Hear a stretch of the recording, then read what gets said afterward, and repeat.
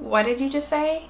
You don't have a study routine? We're gonna change that today. In this video, I'm gonna show you how to create your own study routine so that you can raise your GPA and free up more time to just Netflix and chill. And make sure that you stay tuned until the end of the video because I'm gonna show you how I recreated one of my study ritual session students, Brianna's current study routine.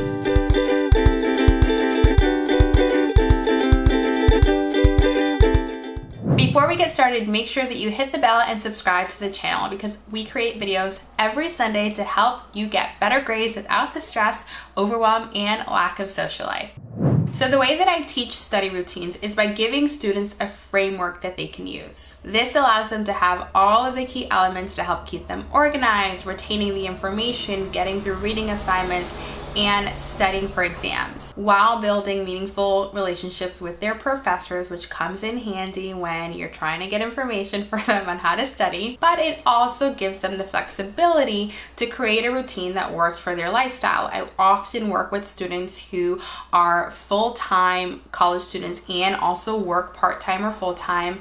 And a lot of the students that I work with are in relationships and have activities outside of just college, and sometimes they're even moms. So I want to make sure that they know how to build a solid routine that helps them to get the grades that they want, but that the routine that I give them allows them to maintain all of the other things that they have going on in their life without sacrificing their grades. So let's talk about how to build your study routine using the SheRocks College Study Method. So there are 4 key steps inside of the SheRocks College Study Method. So one of the sort of pre-steps I call the prep and prime stage. Step number 1 is exposure. Step number 2 is testing to make sure. And step number 3 is relearning. Now, I promise you, I'm gonna dive into what all of that means and how it actually looks like when you're building your routine. So let's get into it. Let's start with prep and prime. So the prep and prime stage is when you're looking over your syllabi. It's when you're planning out when you're gonna study, and it's when you're doing all of your brain dumps based off of everything that's gonna happen in each of your classes. So I teach my students how to do an in-depth overview of their syllabi, and I teach them how to pull out what is actually going to show up on their exams, what's actually important, what's the main focus of the class, so that they don't have to do any guessing when it comes to what they need to focus on for understanding and doing well on their exams. Once they have that as a foundation, right? They know what to expect. They know, what the professor is going to put a lot of focus and attention on, and they know what to look for when they're listening in lecture or reading their textbooks. Then they can move into the exposure stage of my study method. And exposure is really the first step of any learning process. You need to figure out a way to expose yourself to the information that at some point during the semester your professor is going to ask whether or not you know it, if you understood it, if you got what you were supposed to get out of the class. This is probably the easiest part of any study routine, but it's the part of the study routine that most students get stuck on. How you really choose to receive the information and expose yourself and learn the information is up to you. Some students prefer to receive new information by going to lecture and having someone else teach it to them first. Other students prefer to read and learn about it themselves. Choose the method that works best for you, that vibes with you, that helps you to understand the material. Your only job in this part of creating your study routine is to figure out how you want to learn this stuff. Step number 2 is testing to make sure. To make sure you actually learned what you were supposed to learn. Duh. Most college students' study routine stops at step number 1, or it just goes in a loop. They just keep exposing themselves and exposing themselves and exposing themselves. But how are you ever going to know whether or not that exposure helped you to learn the information? How will you know that you know the information if you never take time to test if you know? At some point, your professor needs to make sure that they're doing their job, that they're teaching you this information, that you're absorbing it, that you're thinking critically about it. And often they do this by giving you examples exams, quizzes, sometimes they'll ask you to apply the information in a paper or a project, but they need to make sure that the goal of the course, which is to teach you something, is actually happening. In order for you to do really well when this time comes around, you need to make sure that you know what parts of these things that you're learning are sticking and making sense in your understanding, and what parts you're still having trouble with. This is what testing to make sure is all about. This part of your study routine requires you to try to retrieve from memory the things that you have been taught up until this point. You want to test yourself in an environment when it doesn't matter, where it's okay to not know the information just yet because there's still time for you to learn it. That's the reason why step 2 of the SheRocks College Study Method exists, so that you can catch yourself early in those moments where you're like, oh crap, I don't actually know this, where there's still time for you to learn it before the exam, or to gather your thoughts and information before the presentation or before you sit down to write the paper. The worst time to figure out that you don't know something is on exam day. So you need to make sure that your study routine has the testing to make sure portion built in a few days before your actual exam. The last step of my study routine is relearning. Sometimes when we're learning a new topic, it doesn't make sense the first time we hear it, the first time we read it, or the first time that we're exposed to it. And that's okay. That's actually part of the learning process. If you don't get it the first time you hear it, it doesn't mean that you're dumb. It just means that you need to spend a little bit more time with it, practice it a little bit more,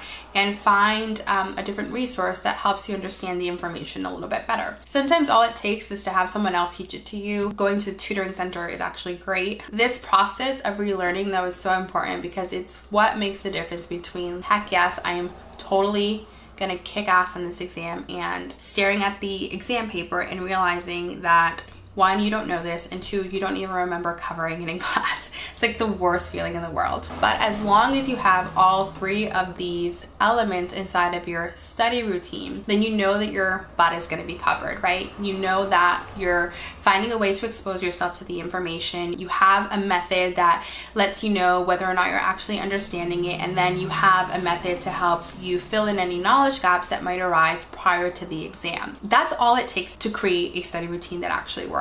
It doesn't have to be complicated. All it takes are those 3 steps. All of the neuroscience that has been done, all of the research that has been done around studying and doing well in college have been based on these 3 steps, which is why I included in my study method that I teach to students. Each of the college students that I work with actually uses this method to create their own study routine, and they do it in a way that works with how they prefer to learn and how much free time they have outside of class. A lot of them incorporate these methods while they're actually in lecture so that they don't have to spend a bunch of time outside of lecture studying. And I teach them how to make use of the resources that they have available to them within these 3 steps. So let me share with you an example of how one of my past students, Brianna, actually used this method to create her study routine. So first, I want to share with you what she was doing beforehand, and you're going to see me look down at my notes because it's going to be really hard for me to remember off the top of my head. So if you see me glance down, that's what I'm doing. But I'll walk you through what her study routine looked like before we worked together. So prior to us working together, Brianna's study routine went something like this. She would read the textbook from front to back like a novel. She debated whether going to seminar was helpful or not, and seminar in her college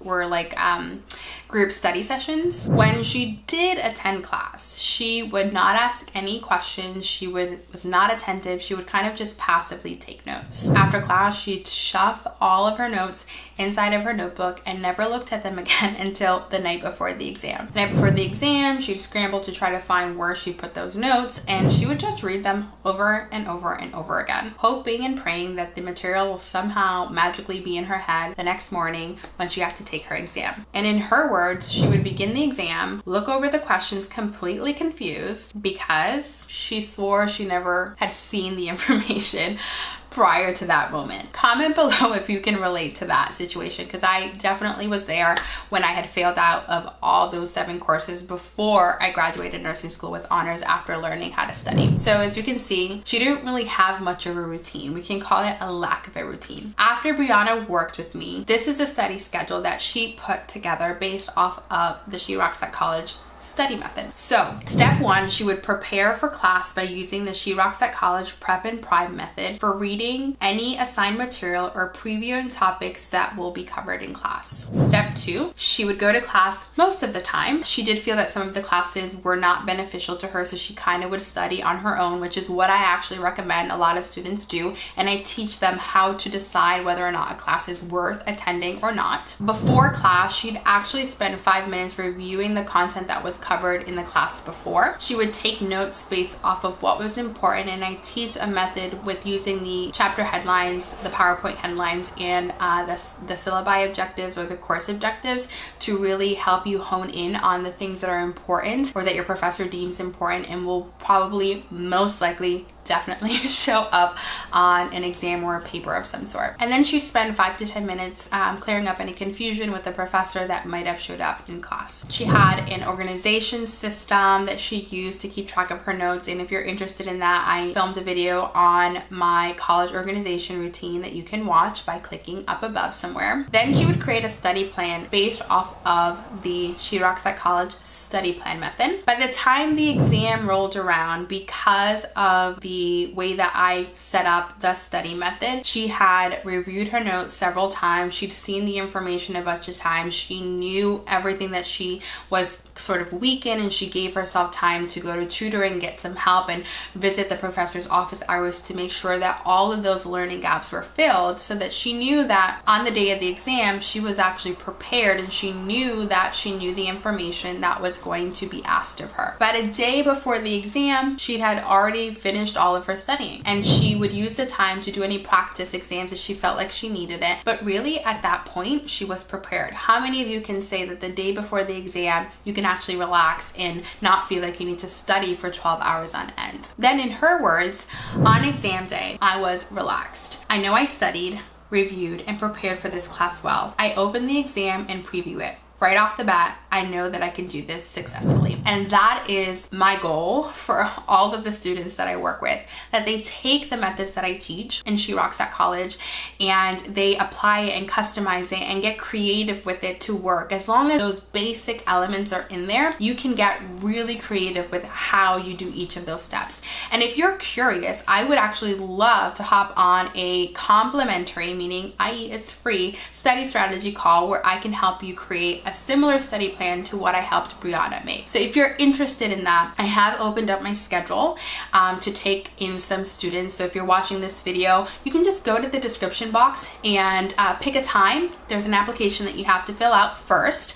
You fill it out because it helps me get to know you a little bit better, see where you're really struggling so that I'm fully prepared and can show up prepared for our call together. And then you're just gonna pick a time that works for you, and I'm gonna chat with you on that call. I'm gonna get to know you, and I'm gonna help you figure out what in your current study routine we need to tweak or help you create one from scratch.